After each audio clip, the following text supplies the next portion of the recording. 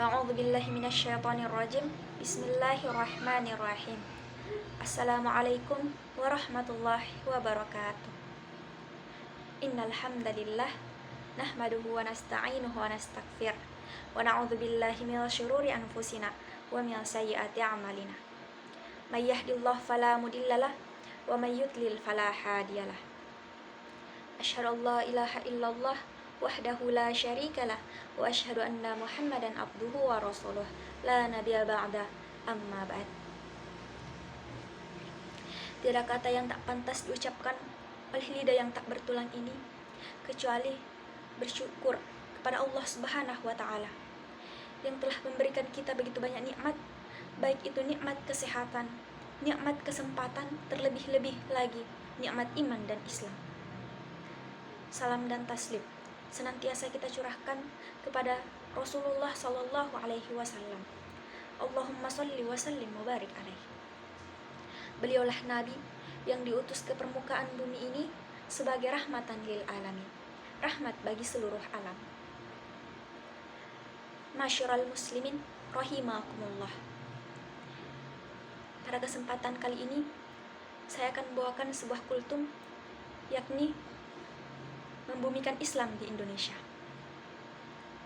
Secara filosofis, agama itu merupakan keyakinan seseorang akan eksistensi Tuhan. Kalau dalam ajaran Islam, agama itu merupakan keyakinan seseorang kepada Allah beserta ketentuan-ketentuannya yang diwahyukan kepada para nabi dan rasulnya. Oleh karena itu, ajaran Islam bersifat samawi, bersifat sawami, atau bersifat langit, berdasarkan wahyu. Namun demikian, sifat sawami dari Islam harus diturunkan ke bumi, diimplementasikan dalam kehidupan sehari-hari, sebab tujuan utama dari agama adalah mengatur kehidupan manusia agar tidak kacau. Hadirin wal hadirat rahimakumullah. Sejatinya, ketika seseorang memeluk agama, tatanan kehidupannya tidak kacau, selalu tertib, aman dan nyaman. Tetapi dalam kenyataannya terkadang bertolak belakang. Ketaatan terhadap agama dilaksanakan, namun kehidupan semakin kacau. Ustaz dan agamawan muncul di mana-mana, tapi sulit dicari orang yang benar-benar soleh. Demikian pula, kajian ilmu berdasarkan agama muncul di mana-mana, mengajak orang untuk berbuat baik dan jujur, tapi yang tumbuh subur malah kemaksiatan, kejahatan dan kebohongan. Tak terlalu salah jika seorang filosofis mengatakan semakin banyak orang pandai, namun semakin sulit dicari orang yang jujur. Masyiral muslimin rahimakumullah. Mari kita telusuri, ada apa dengan keberagaman kita? Mengapa demikian kehidupan ini kacau? Padahal di tengah-tengah kehidupan ini lebih banyak orang yang pandai dan beragama daripada orang yang tidak beragama. Lebih banyak orang yang percaya kepada Tuhan daripada yang ateis. Di tengah-tengah kehidupan kita ini, masih lebih banyak orang yang melaksanakan ibadah sholat daripada yang tidak melaksanakannya. Masjid mulai ukuran kecil sampai ukuran super besar ada di tengah-tengah kehidupan kita. Demikian pula tempat ibadah agama lainnya. Tapi, mengapa tatanan kehidupan kita dari hari ke hari, malah mendapatkan keribetan dan keributan daripada mendapatkan ketertiban, ketentraman dan kenyamanan? Masyiral muslimin rahimakumullah. Terdapat dua analisis sederhana untuk menjawab pertanyaan-pertanyaan tersebut. Yang pertama, secara filosofis, ajaran agama apapun harus mewarnai kehidupan para pemeluknya.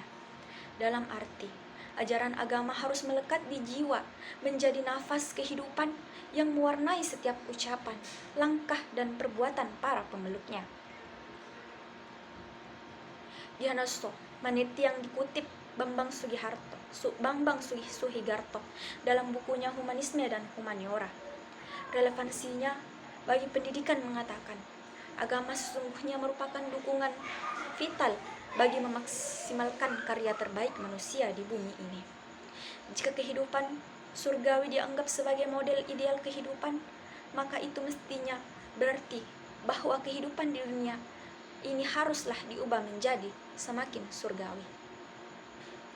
Jika analisis Gianisto tersebut kita sederhanakan terhadap agama kita, maka dapat ditafsirkan ajaran Islam yang mulia harus menjadi ruh kehidupan, mewarnai setiap ucapan, langkah, dan perbuatan kita. Apapun yang kita lakukan harus bernilai demi kemuliaan Islam yang berimbas kepada kemuliaan diri dan lingkungan kita sebagai upaya mencapai keriduan Allah Subhanahu wa taala. Ma'asyiral muslimin rahimakumullah. Suatu ketika seorang sahabat bertanya kepada Rasulullah Shallallahu alaihi wasallam, "Ya Rasulullah, manakah yang tergolong orang berperang di jalan Allah? Apakah orang yang berperang karena ingin disebut pemberani, orang yang berperang karena fanatisme kesukuan, atau orang yang berperang karena ria? Manakah yang tergolong kepada perang di jalan Allah atau membela kemuliaan agama Allah Subhanahu wa taala?" Kemudian Rasulullah Shallallahu alaihi wasallam menjawab, "Mereka yang berperang karena semata-mata menegakkan agama Allah Subhanahu wa taala. Dialah yang tergolong fi sabilillah." Masyiral muslimin rahimakumullah. Hadis tersebut sangat jelas sekali. Amal perbuatan kita bernilai surgawi, dihargai Allah Subhanahu wa taala apabila memiliki dorongan karena Allah. Dengan kata lain, ajaran Islam harus selalu mewarnai dan menjadi ruh dalam aktivitas keseharian kita. Yang kedua, menurut Gordon W. Allport, seorang psikolog, yang mengatakan terdapat dua macam cara beragama, yakni ekstrinsik dan intrinsik. Orang yang beragama secara ekstrinsik adalah orang yang melaksanakan agama berdasarkan tampilan luarnya saja. Terkadang agama hanya dimanfaatkan untuk pencitraan agar dianggap sebagai orang yang taat dan soleh. Tak sedikit pula yang menjadikan agama sebagai aksesoris kehidupan dan meraih keuntungan bisnis. Sementara beragama secara intrinsik adalah cara beragama yang menjadikan ajaran agama sebagai ruh dan nafas kehidupan, dan harus berpengaruh terhadap diri sendiri, orang lain, dan lingkungan hidupnya. Apa yang dikatakan Giacomo Manetti dan Gordon W. Allport jauh-jauh sudah digariskan dalam ajaran Islam. Seorang muslim akan merasakan kehidupan surgawi manakala ia mampu membumikan ajaran Islam dalam kehidupannya. Rasulullah Shallallahu alaihi wasallam memberikan penghargaan tinggi kepada Ummu Mahjan radhiyallahu anha, seorang perempuan tua dan miskin. Ketika ia meninggal, Rasulullah Shallallahu alaihi wasallam menyolatkan dan mendoakannya. Apa yang menjadi penyebabnya? Ia merupakan sosok perempuan yang menerapkan ajaran Islam dalam kehidupannya. Orang lain menganggapnya sebagai perbuatan sederhana, bahkan nyaris dianggap tak bernilai karena kemiskinan dan kerentaannya. Ummu Mahjan radhiyallahu anha hanya bisa bersedekah dengan tenaganya, yakni membersihkan masjid Rasulullah Shallallahu alaihi wasallam selama ia hidup. Tak ada selembar daun pun yang mengotori masjid Rasulullah Shallallahu alaihi wasallam. Masyiral muslimin rahimakumullah. Jika kita semua berperilaku seperti Ummu Mahjan radhiyallahu anha, kita dapat membayangkan di sekitar kita tidak akan ada sampah berserakan, dan polusi di lingkungan kita pun akan berkurang karena kehidupan kita diwarnai ajaran Islam. Kebersihan itu bagian dari iman, diimplementasikan dalam semua lini kehidupan.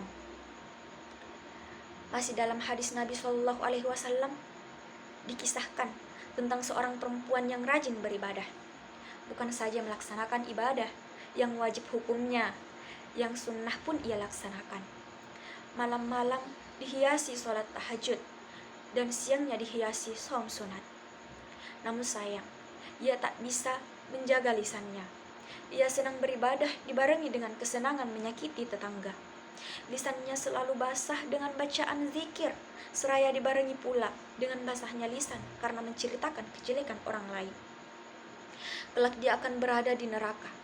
Demikian jawaban Rasulullah Shallallahu Alaihi Wasallam kepada para sahabat yang menanyakan kedudukan perempuan tersebut. Dalam Al-Quran, seseorang yang rajin beribadah masih tergolong kepada orang yang mendustakan agama dan akan celaka manakala ia membiarkan anak-anak yatim menderita, menghardik, mencerca, dan mengambil hak orang miskin, dan tidak mau berbagi makanan dengan mereka. Masyiral muslimin rahimakumullah. Demikianlah yang dapat saya sampaikan. Kurang lebihnya mohon dimaafkan, dan saya akhiri dengan pepatah, jika ada jarum patah, jangan disimpan di dalam peti. Jika ada kata-kataku yang salah, jangan disimpan di dalam hati. Wabillahi taufik wal hidayah. Wassalamualaikum warahmatullahi wabarakatuh.